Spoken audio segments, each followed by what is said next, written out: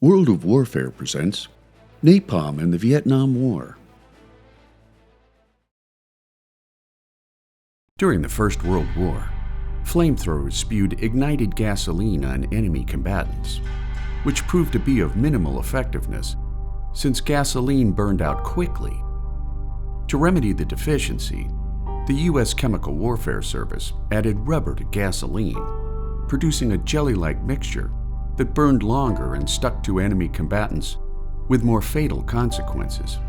But when rubber became a scarce commodity during World War II, particularly in the Pacific, a team of Harvard chemists led by Louis Fieser developed a mix of naphthenic and palmitic acids, creating a hideous yet highly effective jellied liquid that burned at 2,000 degrees Fahrenheit and stuck to human skin like glue, at the same time creating suffocating carbon monoxide gas, much like Zyklon B, which was the Nazis' gas of choice for exterminating Jews and political dissidents in World War II concentration camps.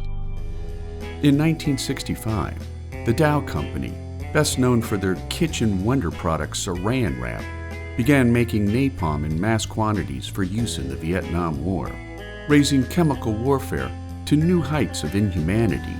Yet despite its obvious cruelty, napalm proved to be a highly effective weapon.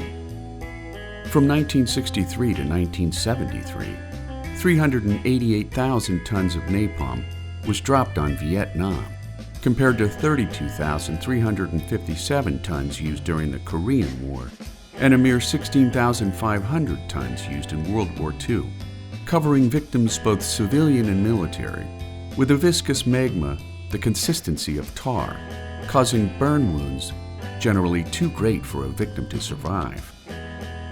First deployed during the early years of the Vietnam War in flamethrowers and flamethrowing tanks, as the war dragged on, U.S. war planners switched to carpet bombing that could leave an area as large as 2,500 square yards engulfed in unquenchable fire. Accuracy, however, proved to be an elusive objective, causing untold casualties to civilian populations in Vietnam, at the same time creating one of the most impactful weapons in the history of psychological warfare. As media coverage of the Vietnam War intensified in the United States, napalm became a rallying point for anti-war protesters, calling for a boycott of the Dow Company beginning as early as 1966. After the fall of Saigon in 1975, 5 years later, the United Nations declared the use of napalm against concentrations of civilians a war crime, making napalm one of the worst inhumanities of chemical warfare.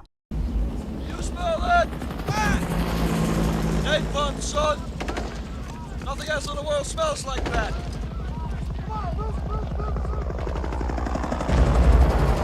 I love the smell of napalm in the morning.